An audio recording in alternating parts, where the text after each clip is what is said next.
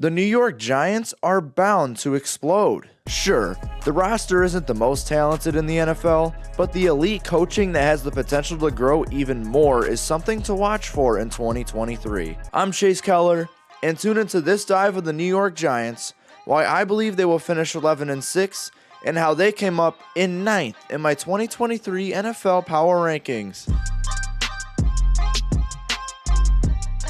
The New York Giants offense is a very solid one in the grand scheme. They may have a bad wide receiver room and a quarterback that people don't really know how to feel about, yet this offense is mostly just a good one. Allow me to explain this offense's 11th place ranking. When it comes to Daniel Jones, I wouldn't say he's worth the $40 million contract, but he's a borderline top 13 QB and is continuing to rise on his way to top 10 play. Jones' main criticism is his inability to produce at a high rate, leading low-scoring offenses and only passing for 17 touchdowns in 2023. I totally understand this criticism, but I think it's being taken out of proportion. Last season, Jones had debatably the worst wide receiver core in the NFL, which I will get to in one moment. Besides, when he's kept clean, he's actually at least a top 10 quarterback in the NFL. That goes without mentioning that he's a very good dual threat, having speed and agility on the ground. He may have some fumbling issues, but it's no secret that 800 rushing yards in a season is impressive for a quarterback. He also went in for 7 touchdowns on the ground in 2022, which is a clear career high and good enough for 3rd across all quarterbacks. Yet, there are negative things that I can't even argue against, including his bottom tier red zone efficiency.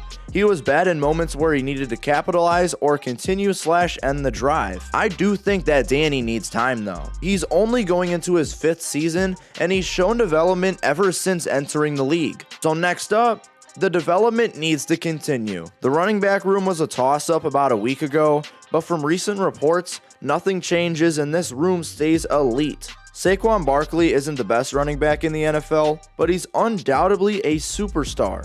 He's one of the most hyped running back prospects of all time, and despite injuries getting in the way, his first 5 seasons have proved that he's lived up to the hype. Saquon has quite possibly the best combination of play strength and athleticism in a running back. Saquon can also catch out of the backfield, and overall, he's one of the most dominant running backs in the league. Matt Breida is an underrated talent, and I believe he deserves more than just 300 snaps in a season. He also reunited with Brian Daboll last season, and in my opinion, he's had his best season on the ground with 61 rushes for 251 yards and 2 touchdowns. The signing of James Robinson as running back 3 wraps up this elite running back core. I can't nearly say the same about the wide receiver room here in New York. Somehow, it avoids the terrible rating, but I don't think I have any receiver cores at a terrible rating. At this point, it seems crazy that Darius Slayton is the team's best wide receiver. He's been unable to reach the end zone more than 3 times the last 3 years, but a career high in yards will help elevate him to wide receiver 1. Sterling Shepard is wide receiver 2 in this offense, and we all need to realize that when he's healthy, he's actually very effective. It seems as if we're running out of hope though, as he's going into his 8th season, and he's had 4 straight seasons of under 100 targets. He's a reliable short game threat at best, and maybe he can return to that. People seem to forget about Wan'Dale Robinson, a guy who showed wide potential as a slot receiver last year. Sure, the Giants don't have a wideout 1 talent, but people predicting that New York would go slot receiver with their first round selection just goes to show how under the radar Robinson's potential is. The rest of this core is full of solid backup options, just like the first 3 guys are. Jalen Hyatt is a rookie and can obviously blow up into a starting caliber wideout quick. Jamison Crowder is a decent slot wideout 2 option. Paris Campbell and Isaiah Hodgins are decent backup options as well. The tight end room elevated with the trade for Darren Waller. He seemed like a lost cause in 2022, but with a change of scenery to a significantly better team and offense, I'm prepared to see Waller return to his old form. He's one of the best receiving tight ends in the NFL with his fantastic tight end route running ability and elite catch radius. He will fit right into New York, becoming Danny Dimes' number 1 option. And honestly, It's not even close. Daniel Bellinger went up 6 overall points for his rookie season, and he definitely showed flashes of tight end 1 play to start his career. I haven't seen enough though, and the trade for Waller is not going to help. And finally, the offensive line has its elite parts, and I'm sure you can guess who it is, but there's just one massive hole that holds this line back heavily. Let's get this elite part out of the way. Andrew Thomas is a massive superstar who has made a big leap since a bad rookie year. Thomas allowed 23 pressures on 700 pass block snaps last year, showing great technique and knockback ability. With him developing so fast, he could become the NFL's best offensive tackle next year. The team made a phenomenal draft selection with John Michael Schmitz in round 2. I had an early second round grade on him, and him falling this far in the draft was perfect for the Giants. He can block efficiently in both the pass and the run with good play strength and technique. With him being such a great selection, I'm expecting stardom very quick. At right guard, Mike Lewinsky is a good run blocking option that makes his way through as a manageable starter. As for Evan Neal, he's close to falling out of that tier after a horrific rookie season, allowing 52 pressures and 8 sacks. Neither of those guys are that big hole. At left guard, Ben Bredson is projected to start, but in my eyes, it's Joshua Ezeudu, who had a horrific rookie year just like Neal. Ezeudu was a guy I liked in the 2022 NFL draft, and that's because of his lateral ability and his ability to prevent block sheds. He didn't show much of this efficiency to start his career, but just like Neal, of course he can show it at any time. As for the offensive coaching, there's not a lot that you can get better than Brian Daboll. He did exactly what I expected in 2022, which was become an elite head coach right out the gate. Daboll is a pro-spread offensive coach who is fantastic at finding success despite the lack of targets. He was great at finding ways to help his star quarterback, and despite the roster struggles and injuries across the offense, he still played well. Daboll just showed that his scheme is perfect for successful seasons. Think of him as like a Mike Tomlin impact, where he should continue to get this team above 500. To summarize, this Giants offensive roster is pretty stacked already. Add the best not so experienced head coach in the NFL, and you have a easy top 10 offense. Now, let's discuss the defense. This Giants defense is not impressive to say the least. They have an upside-filled roster, but now they need the defensive success. This defense hasn't particularly been impressive the last 2 seasons, and with the 26th best defensive roster, don't expect that to flip this year. So let's discuss this defensive roster. The edge group has the most upside of any group on this defense. The top guy is going to be someone to watch for, and the second starter is still very young. Let's start with the long-awaited first breakout grade on this roster in Kayvon Thibodeaux.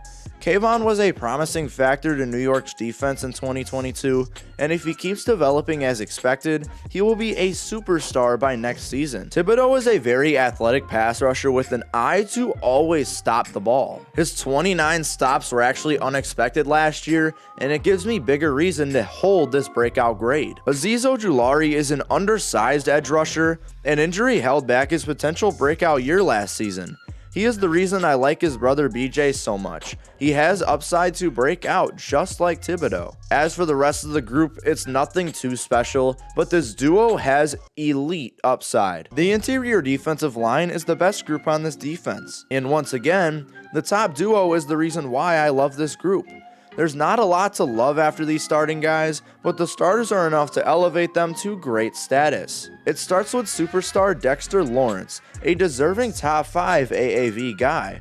Lawrence has consistently been a fantastic pass rushing interior tackle, and he had an absolutely elite 2022. He ran in for 70 pressures in the pass rush, which in 2022 was the second best among interior defensive linemen. He also stopped 32 runs, which was the 20th best across the league. Retaining Leonard Williams is another big move for this defensive line, as while he's never been a superstar, he's been a star for almost his entire career. He always puts up great numbers on both sides of the ball, and he doesn't seem to be slowing at all. If these guys ran a 4-3 defense, this defensive front with Dexter Lawrence and Leonard Williams would be so good. I'm not trying trying to underestimate their third guy, which is manageable starter A'Shawn Robinson. He is a great run defender with many flaws in the pass game, but nonetheless, he's a guy you can rely on as the third D-line option. Moving on to the linebacker group, wow. I am astonished by how underdeveloped this group is and how the team really did nothing about it. I've definitely seen worse linebacker groups, but I'm still surprised about the minimal effort put in to improve this group. The one effort was the signing of Bobby Okereke, which was a very decent one. He gave a good season in 2022 after several mediocre ones, and I have to say that he could definitely become a defensive leader this season. Okereke is a very explosive athlete in coverage with good instincts and click and close abilities. He just really struggles to keep his composure and aggression as he sometimes overshoots plays. After Okereke, it's very ugly. My linebacker 2 would have been Jared Davis, but after its injuries, it is Darian Beavers. But he didn't play in 2022, but should hopefully see snaps this season. The projected starter is Micah McFadden. He was too horrific in 2022 for me to justify a starting spot, but in a linebacker room this thin, it absolutely wouldn't surprise me. Back to the positivity, this cornerback room is just shy of being above average. For now, and I really mean for now, this group is just a solid one, but it's one to be on the lookout for. Starting with Adoree Jackson, he's a very athletic man corner who has allowed under a 60% completion percentage the last 2 seasons. Jackson is really only great in man, as in zone he does struggle to keep up with the pace of the game. Give him a one-on-one matchup though, and we know he will be preventing big plays. Then a fantastic selection of Deonte Banks comes in, and you now have a cornerback room with both starting talents and depth. Banks is a versatile corner who also brings athleticism to the table.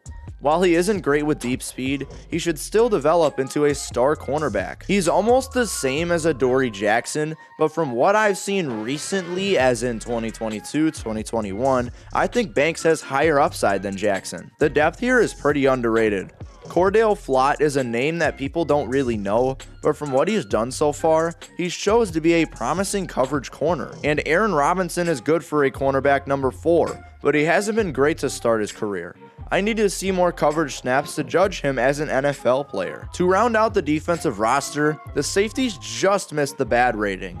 They have a solid 1-2 punch, but the depth needs heavy improvement given that there isn't a star safety here. Someone I believe should become a star safety is Xavier McKinney, my second and final breakout grade on this roster.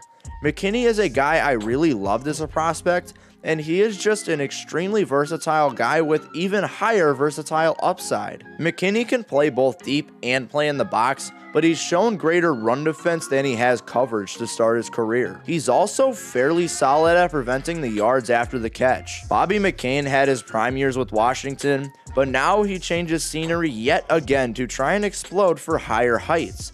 From what I've seen, I don't think it will particularly happen. McCain is a liability in the box, and as a deep safety, I want to see him take the next step forward in coverage. Overall, he is still a solid, manageable starter. This defensive coaching should give Giants fans some hope. Hope that their defense won't be the 26th best in the NFL. It may not be great, but Don Martindale is not a bad coach whatsoever. Martindale loves to get to the quarterback with this 3-front defense. It's allowed for big plays to be allowed in coverage, but with guys like Adoree Jackson and Bobby McCain preventing those deep balls, it seems like he's just manipulating his talents. With those talents being Kayvon Thibodeau, Dexter Lawrence, and Leonard Williams, this pass rush could be top 5 very, very soon. To summarize, this defensive roster is not good really, but the defensive coaching can help elevate it a little bit. We will see how well Don Martindale can help develop this defense in his second year. Finally, let's discuss the rating splits. Before I end every video, I go over the rating splits for offense, defense, special teams, coaching, and the overall team. If you are interested in how these splits work, they are in the description below. To kick us off, the offense is at a 77.04, which is 11th in the NFL, 3rd in the NFC, and funny enough, also 3rd in the NFC East. The defense is at a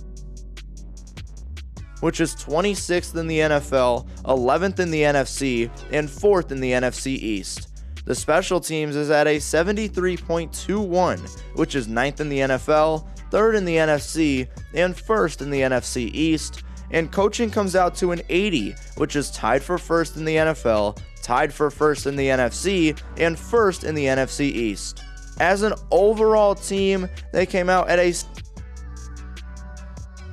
which is 3rd in their division, 4th in the NFC, and 9th in the NFL. That's all I got for you guys today. Thank you guys so much for watching this video. If you enjoyed, please make sure to leave a like and subscribe to the channel for more content like this. We have 8 teams left to talk about, and you're missing out. Once again, I'm Chase Keller from Chase Keller Journalism, and thank you guys so much for choosing this channel as your source of sports coverage. I'll see you guys in the next video.